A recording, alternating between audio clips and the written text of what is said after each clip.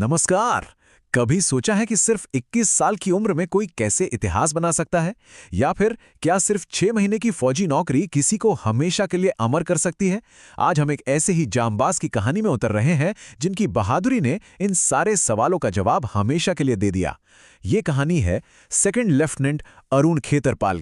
तो चलिए कहानी को समझने के लिए सीधा चलते हैं उस एक खास तारीख पर, 16 दिसंबर 1971। भारत पाकिस्तान युद्ध अपने चरम पर था और ये वो दिन था जो न सिर्फ जंग का बल्कि एक 21 साल के नौजवान की किस्मत का भी फैसला करने वाला था। हमारे इस कहानी के हीरो की उम्र थी सिर्फ 21 साल। जी हाँ, एक ऐसी उम्र जब लोग अपने भविष्य के सपने देख रहे होते हैं। तब ये नौजवान ऑफिसर जंग के मैदान में देश के लिए एक नई तारीख लिख रहा था। तो सवाल यही उठता है ना, कि आखिर कैसे कैसे सिर्फ 21 साल के एक ऑफिसर ने कुछ ऐसा कर दिखाया जो हमेशा के लिए अमर हो गया। इस सवाल का जवाब जानने के लिए हमें थोड़ा पीछे जाना होगा, उनकी कहानी की बिल्कुल शुरुआत में। तो चलिए इस कहानी की जड़ों तक चलते हैं। अरुण खेतरपाल का जन्म ही एक ऐसे परिवार में हुआ था जहां डिसिप्लिन और देश की सेवा के संस्कार उन्हें विरासत में मिले थे, और कह सकते हैं कि यही परवरिश उनके उस महान बलिदान की नींव बनी। तो देखिए, उनका सफर शुरू हुआ 1950 में पुणे से। बचपन से ही एक फोकस्ड जिंदगी जी, जिसका नतीजा ये हुआ कि 1967 में उनका सिलेक्शन हो गया प्रेस्टीजियस नेशनल डिफेंस एकेडमी यानी एनडीए में। फिर एनडीए और इंडियन मिलिट्री एकेडमी की जो जबरदस्त ट्रेनिंग होती है, उसने उन्हें एक लीडर के तौर पर तैयार किया, और फाइनली जून 1971 में वो एक कमीशन्ड ऑफिसर बनकर इंडियन आर्मी में शामिल हो गए। बहादुरी तो कह सकते हैं कि उनके खून में ही थी। उनके पिता ब्रिगेडियर एमएल खेतरपाल खुद इंडियन आर्मी की कोर ऑफ इंजीनियर्स में एक बहुत ही सम्मानित ऑफिसर थे। तो अरुण ने बचपन से ही वर्दी का सम्मान और देश के लिए ड्यूटी को बहुत करीब से देखा था, और यही माहौल उनके कैरेक्टर का हिस्सा बन गया था। और देखिए, बात सिर्फ किताबों की नहीं थी। सनावर के लॉरेंस स्कूल में वो एक बेहतरीन स्टूडेंट तो थे ही, साथ में एक कमाल के स्पोर्ट्समैन भी थे। और ये जो लीडरशिप वाली बात है ना, वो एनडीए में और भी निखर कर सामने आई, जहां उन्हें 38 कोर्स का स्क्वाड्रन कैडेट कैप्टन बनाया गया। मतलब ये साफ दिखाता है कि वो एक बॉन्ड लीडर थे।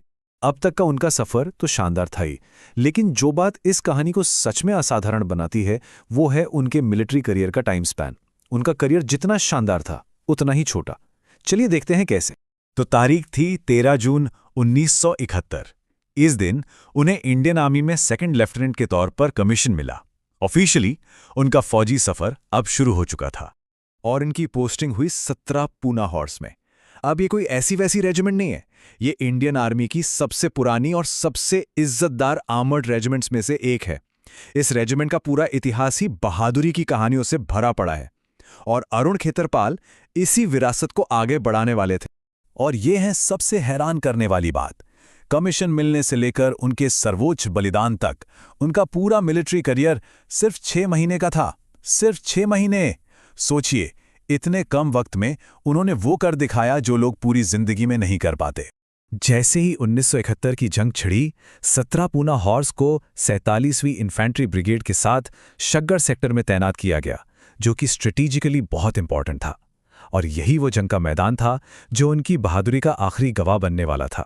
तो चलिए अब वापस लौटते हैं 16 दिसंबर 1971 के उसी दिन पर, और समझते हैं उनकी उस आखिरी और सबसे बड़ी बहादुरी की कहानी को। 16 दिसंबर, शक्कर सेक्टर में जमीन टैंकों की गड़गड़ाहट से कांप रही थी। ये बसंतर की लड़ाई थी, और इसी दिन सेकंड लेफ्टिनेंट अरुण खेतरपाल ने हिम्मत की वो मिसाल पेश की जिसे आज भी याद किया जाता है। जंग के मैदान में उन्होंने दुश्मन के पैटर्न टैंकों की एक पूरी स्क्वाड्रन का सामना किया। तभी उनके अपने टैंक पर दुश्मन का गोला लगा और उसमें आग लग गई। उन्हें टैंक छोड़ने का ऑर्डर मिला, लेकिन उन्होंने जो जवाब दिया वो इतिहास बन गया। उन्होंने कहा, नहीं सर, मैं अपना टैंक नहीं छोड़ूंगा, मेरी गन अभी भी काम कर रही है। और फिर उसी जलते हुए टैंक से उन्होंने एक के बाद एक दुश्मन के कई टैंक तबाह कर दिए। वो इसी हिम्मत के साथ लड़ते रहे जब तक कि दुश्मन के एक और गोले ने उनके टैंक को निशाना नहीं बनाया। देश की रक्षा करते करते वो वीर गति को प्राप्त हो गए। उन्होंने अपना सर्वोच्च बलिदान दिया, लेकिन अपनी आखिरी सांस तक अपनी पोस्ट नहीं छोड़ी। लेकिन उनका ये बलिदान व्यर्थ नहीं गया, बिल्कुल नहीं। इसने उन्हें हमेशा हमेशा के लिए अमर बना दिया। चलिए देखते हैं कि देश ने उनके इस बलिदान को किस तरह सम्मानित किया। परमवीर चक्र ये भारत का सबसे बड़ा हाईएस्ट मिलिट्री अवार्ड है।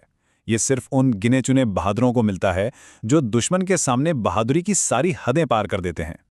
और सेकंड लेफ्टिनेंट अरुण खेतरपाल को उनके इसी बेमिसाल जज्बे और हिम्मत के लिए मरणोपरांत परमवीर चक्र से नवाजा गया।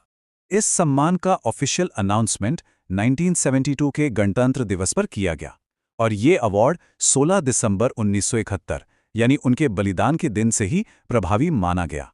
तो आखिर में सवाल यही उठता है कि अरुण खेतरपाल जैसे नायकों की कहानियां हमें सिखाती क्या हैं? शायद यही कि बहादुरी उम्र की मोहताज नहीं होती, और ये कि कुछ आदर्श इतने बड़े होते हैं कि उनके लिए दिया गया सर्वोच्च बलिदान भी आपको अमर बना देता है। उनकी कहानी हमें यही याद दिलाती है कि कर्तव्य और साहस की कोई सीमा नहीं होती।